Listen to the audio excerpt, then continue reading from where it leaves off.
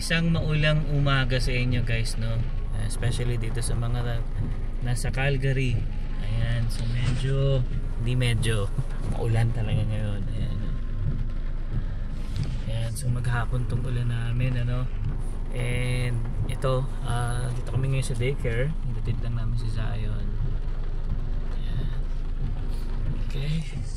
And yun, guys, start na naman tayo ng malamig, no? Palamig na ng palamig. Kaya yung suot ko ngayon ay doble na ako ngayon. Kasi nga medyo nararamdaman na natin yung lamig. So ngayon ay 9. Yan, tapos mamayang hapon naman is tataas ng konti siya, mga 18 ganyan, 17, 18. Pero dahil nga maulan, so mahirap maglakad. Maglalakad pa naman tayo kasi yung pinagpaparkingan ko is sa likod pa ng playground. So maglalakad pa tayo. Okay lang, may hoodie naman tayo eh. Naman tayo guys, ito na naman yung isa sa mga pahirap. Pero hindi tayo nagrereklamo ha, hindi ako nagrereklamo guys. Mas gusto ko pa nga yung snow kaysa ganitong maulan eh. Kasi pag during snow, okay lang, makakalakad ka sa labas, no? Hindi ka masyadong mababasa. Pero pag ganito, talaga mababasa ka. Ayan, si Emma, tamo, nakadoble na rin si Emma kasi medyo malamig na talaga. So bigyan natin kay Emma. Ayan, maulan na umaga. Diyos mio. Diyos mio, Marimar. Tsaka papalamig na ng papalamig. So yan, palakas ng palakas ng ulan guys. If naririnig din nyo dyan sa camera. So ngayon, sabi ko kay Alvin, pipilitin ko hindi mag-OT. Kung hindi man ako matapos, hindi ko tatapusin. Ipapaalam ko rin naman syempre sa boss ko kasi mamaya deadline, 'di ba? Sabihin ko tomorrow na lang. Kasi mas maganda makasabay ako. Usually kasi kapag may OT ako or feel ko hindi ako makakasabay kay Alvin, ayan, nagko-commute ako. Pero ngayon kasi parang hindi maganda mag-commute. Mahihirapan tayo. So, usually naman kasi hindi mo ulan dito. Ang hirap talaga mag-commute pag maulan. Buti nga, may dala din kaming payong. Galing pa Pilipinas yun. Oo. So, basta ilalagay lang sa bagahe. Hindi siya pwedeng hand carry. Kasi ay bawal yun. No, mako-confiscate kapag hand carry mo yung mga foldable umbrella. Alright. So anyway, ito may i-deliver pala tayong news. So this is an ongoing news and nangyayari ito sa Brampton, Ontario. I think kapag nasabi na yung location, Brampton, Ontario, alam nyo na marami doon. So marami doon na Indian international students. And ito, papakita ko rin sa inyo yung mga headlines. So sabi dito, ayan, Brampton international student protesters slam Canada while demanding to become Canadian citizens. So, nakakagulat din yung news na to, pero marami na rin nagpo-forward sa atin. Ano daw ba yung nangyayari? Kasi yung last vlog natin about 70,000 yung about to be deported na international students. Ngayon, ito na nga yung nangyayari since nga siguro malapit na mag-expire yung mga work permit ng karamihan sa mga international students. So, I'm speaking of work permit kasi after doing your studies here in Canada, you will be entitled to get PGWP.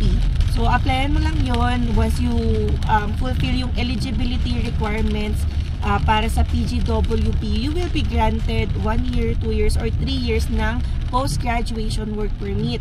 And I think ang nangyayari dito ay pa-end na yung work permit ng mga international student protesters. And yung nga sabi sa news they are demanding to have their work permit extended. Pero yung title dito aside sa work permit extension, they are demanding to become Canadian citizens. Yan, so yun yung sabi. Kasi sabi dito, yung students daw na nagpo-protesta sa Brampton, they held signs calling Canada stolen land lang daw naman yon. And Canadians are hateful racists. Yun yung mga nandoon sa kanilang mga signs and yung mga pang-protesta nila. Ayun nga, it has been called out daw na yung Canada stolen land lang to. I think kasi naaral din namin to part sa ibang courses namin.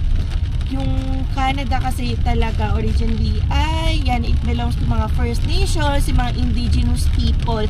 Kaya nga usually nakikita natin sa mga events, yung mga beginning of the courses, may mga acknowledgement that Canada belongs to yung mga indigenous people. So they are implying on that note. And then, ano pa yung mga sinabi dito?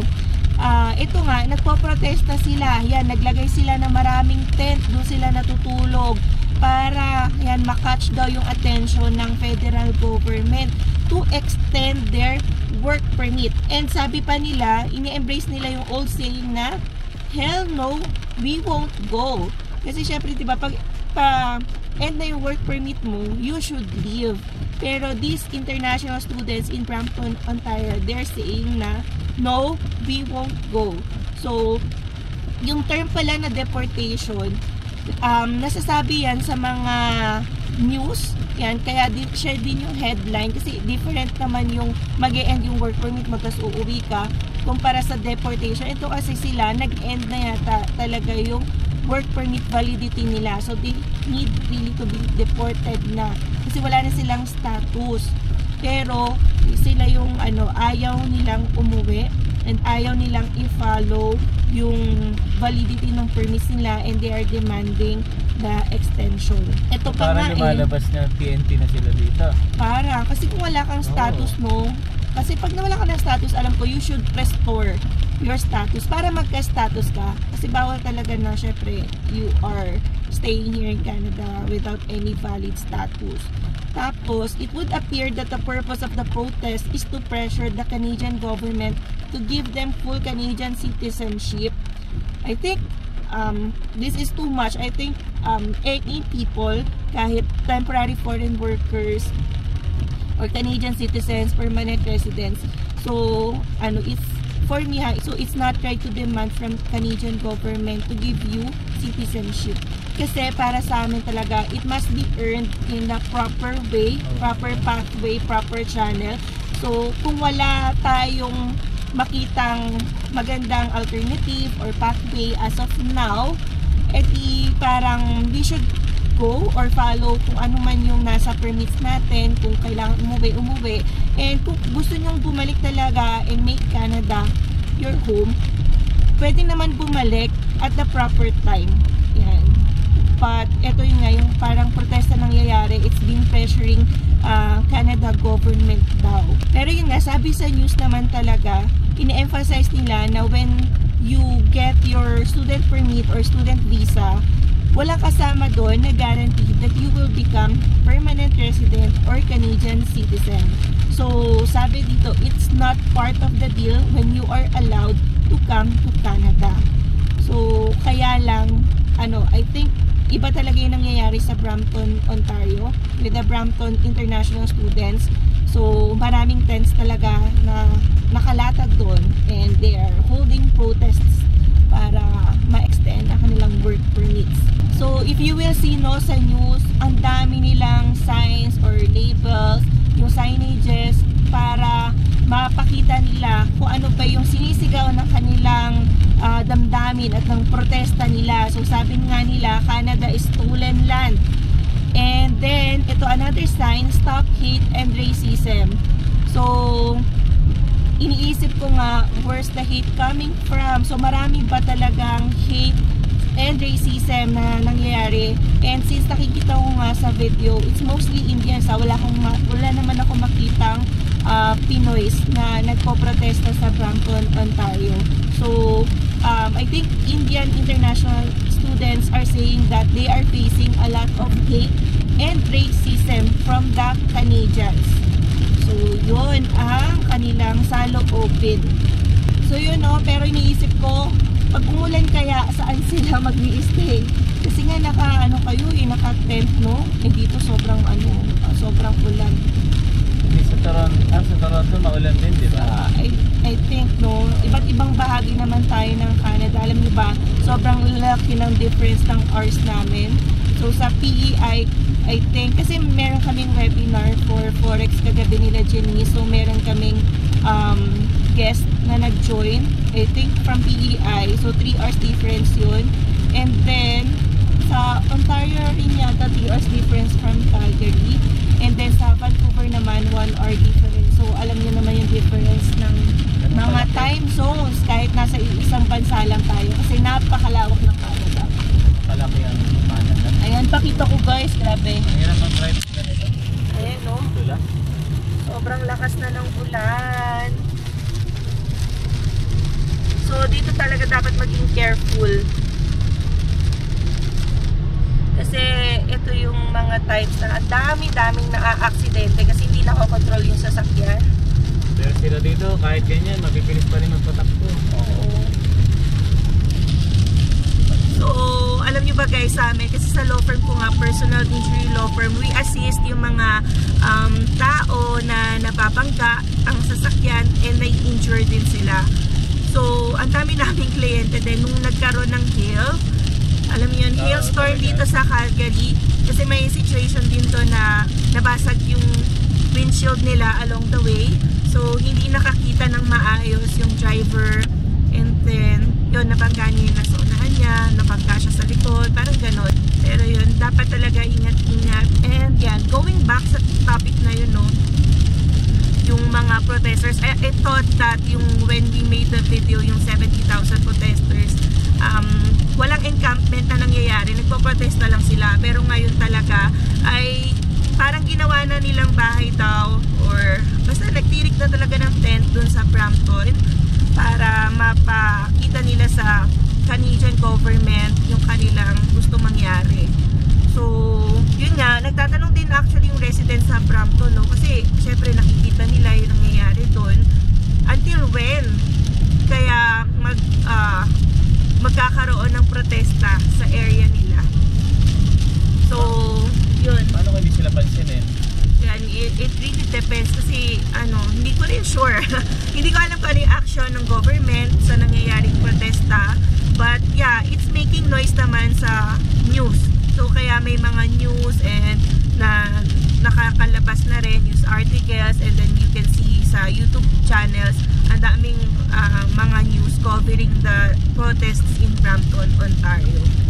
So ayun nga, ang pray na lang namin sana maayos ito. I think kasi last time, yun nga sinasabi natin, last time merong policy na nag-e-extend ng 18 months sa mga mag-e-expire na work permit. Pero in-end na nila yon.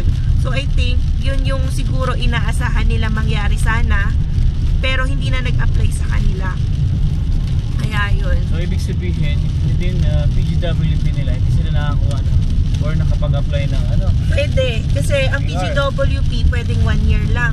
Kasi pag limited yung time mo parang pressured ka na rin. Diba sobrang tataas na ng scores ngayon for CRS na nai-invite for permanent residency. Kung hindi mo ma-hit yung CRS score na mataas, syempre kahit nag-spend ka na ng 1 year, 2 years dito, or even 3 years sa Canada, so wala ka rin chance maging permanent resident doon. So hindi ka mag-i-invite. Ang mangyayari, you should leave after 3 years ng PGWP mo or apply ka as a visitor para may status ka dito sa Canada. But syempre, if yung status mo ay visitor, you're not allowed to work anymore. Yes.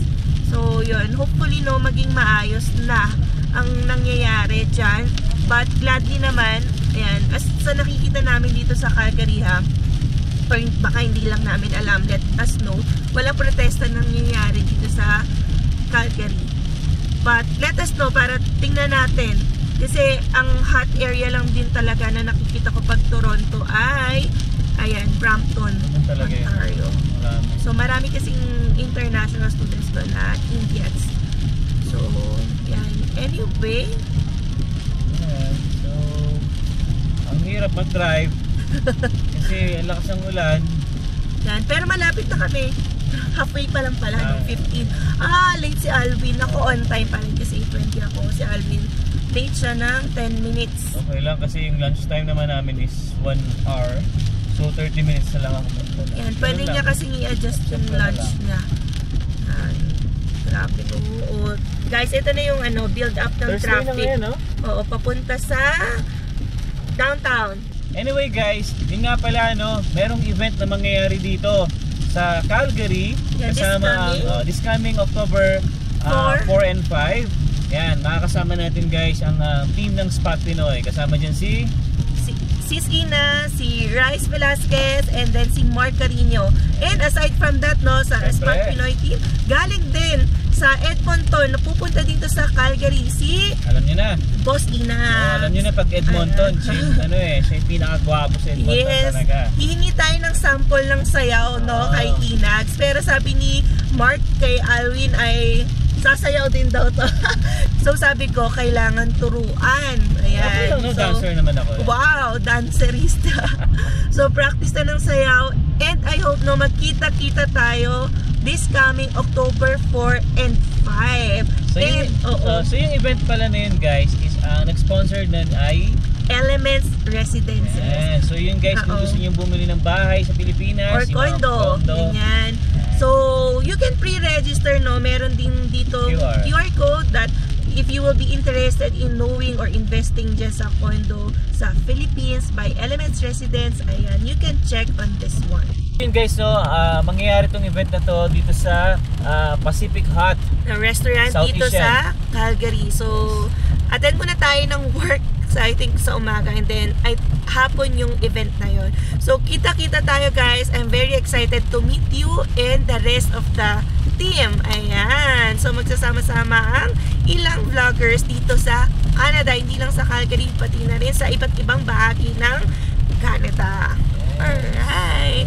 So aside from that event, nagbibilang rin kami ng araw. Excited na kami umattend sa concert ng River Maya. Woo! So parang lang din yun. Breather sa amin. So time to enjoy. And yan, fun na fun si Alwin ng River Maya. Kapanahunan niya yun. Especially Bamboo. Actually nakasama ko na yung banda ng Bamboo sa Pilipinas. Nung sumali kami ng Band Breakout RX 93.1. Wow. Sila yung guest. Kasi yun, kaya napanood ko na si Bamboo, galing, sobrang galing. So napanood ko rin si Bamboo, pero si Bamboo lang, hindi River Maya, kasi naging namin siya guest sa Divina Law event. Alright. So yun, excited na kami dalawa ni Emma. Malapit na guys, 2 days na lang. So sa mga pupunta dyan sa River Maya, kita-kita tayo. But I don't know kailan ito ma-upload. So I hope nagkita-kita tayo if ever late na ito ma-upload. So anyway, I think hanggang dito na lang muna guys. Travel muna tayo habang ayan, napaka-traffic. So hopefully hindi naman tayo masyadong malate. Pero I think naman ito talaga ang sitwasyon ngayon. So maraming malilate ngayon. Kasi mabagal rin mag-drive ang mga tao. So hopefully wala namang accidents. Alright, so I think hanggang dito na lang. Maraming salamat sa pagsama na naman sa aming vlog for today. So if you have any questions, you can put your questions down below. And sa mga bago po sa aming channel, you can consider subscribing po. And don't forget to click the notification bell para updated din kayo sa aming latest video uploads. So yeah, we'll see you again on the next one. Peace!